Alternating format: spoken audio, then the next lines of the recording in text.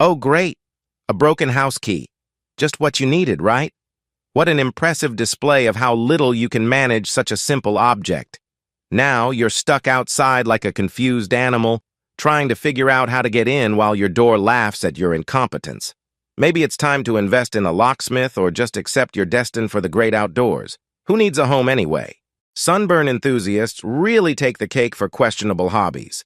Nothing says, "I love a good time," quite like frying your skin to a crisp. Who needs a relaxing day at the beach when you can end up looking like a tomato on the verge of explosion? Honestly, do they think it makes them look cool? No one cares about your red, painful shoulders. Waiting for your mother to finish shopping is an exercise in extreme boredom. You could be doing anything else, but instead you're stuck contemplating the meaning of existence while looking at discount socks. The highlight of your day is that one weird mannequin that seems to judge you. Coffee breaks are just a convenient excuse to procrastinate while pretending to be productive. A bunch of people huddled together, pretending to be social while chugging those overpriced cups of disappointment. It's incredible how a few minutes of awkward chatter can make you feel like you've really done something. Just another excuse to avoid actual work. People who need glasses but think they're above wearing them? Simply remarkable. They must cherish the joy of squinting at everything and pretending they see just fine. Their ability to turn simple tasks into epic challenges is truly impressive. Who wouldn't want to dodge a clear view for mere confusion? What a delight!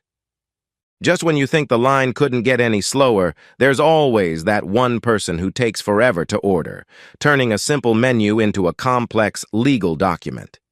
You can practically hear the collective eye rolls, while everyone else is just cringing, waiting for the endless deliberation to end. Meditation is just sitting and pretending to be deep. It's literally a nap without the fun of sleeping. Instead of solving problems, you're just living a temporary dream, avoiding reality. Breathing exercises? More like a fancy way to pass time. Who needs action when you can sit and think about nothing? Oh, great. Here come the guest who acts like your house is their own private club. You know the type, who keeps rearranging your stuff, sleeping on your favorite couch, and cooking without even washing the dishes. And don't you dare say a single word. They'll make you feel guilty for not being patient enough with their invasion. Sure, I'd be patient if it's just a day, not a whole week. Tight jar lids are pure torture, an absurd challenge that turns a quick snack into an endurance test. You could probably remove the lid faster with a crowbar. It's a game where you lose each time, wondering if you need to call in a locksmith. Who knew such a trivial thing could ignite so much frustration? Such a pointless struggle over a simple food item. You should watch first-time drivers park, with their awkward maneuvers and bewildered looks as they try to squeeze into a space that's clearly too tight. The sheer panic in their eyes as they misjudge distances makes for a hilarious show. You have to admire their determination, even though they inevitably end up blocking traffic and creating confusion.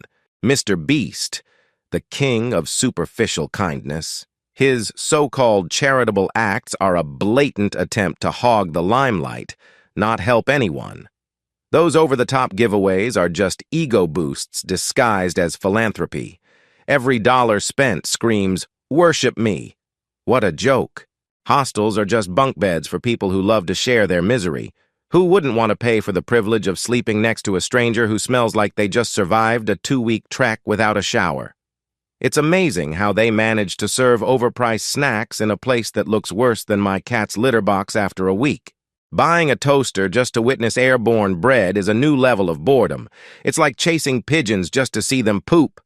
Watching bread fly might be thrilling for a toddler, but for adults? Oh, come on. Congratulations on discovering the most ridiculous way to entertain yourself. Such a remarkable achievement. Searching for your Uber driver must be an exhilarating experience.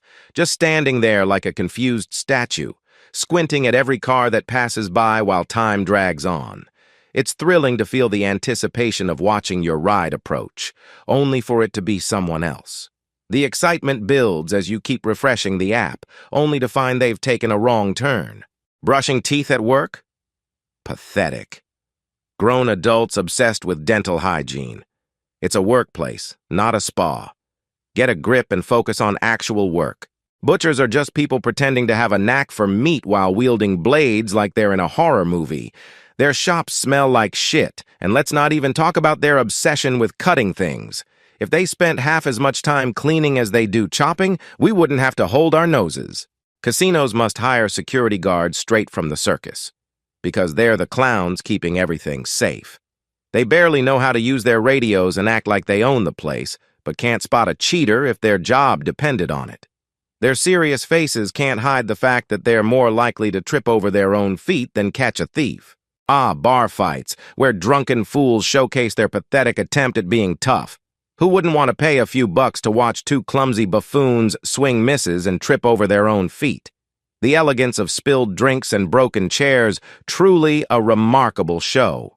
Janitors are the clowns of the cleaning world, acting like gods with their fancy suits and complicated tools like they are doing rocket science. Their idea of multitasking is answering a call while pushing a vacuum or wielding a mop. Their so-called cleaning techniques usually lead to more mess than the original, leaving everyone wondering if they even know what cleaning means. I can't believe they call themselves stars just because they clean up messes. Philosophers, huh?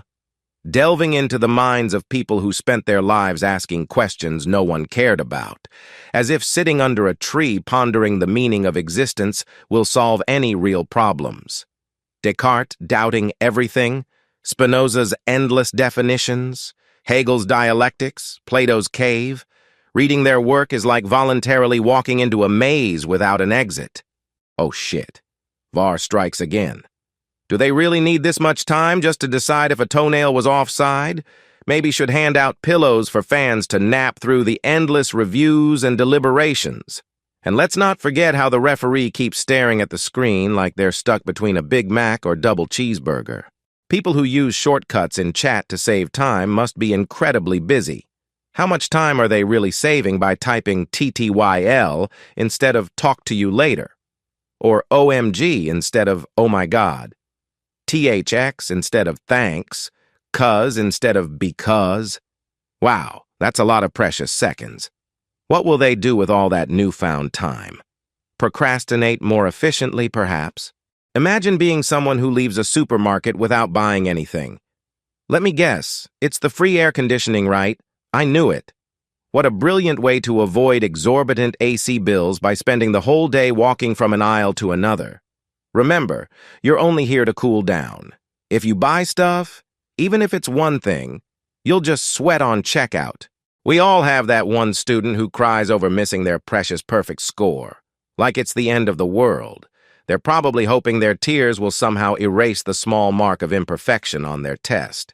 I barely passed, and I'm already celebrating like crazy. I really feel pity for them, because if they ever get my mark, they might need a therapist. Be grateful, buddy. Your mark is a dream for many. The drama of being trapped in a stuck elevator for a whole 5 minutes. The way they scream and cry, like they were held hostage or sentenced to solitary confinement. All that heavy breathing and pressing the emergency button like it's a life or death situation. Elevators are not exactly the Bermuda Triangle, but try telling that to those terrified souls grasping their phones like lifelines.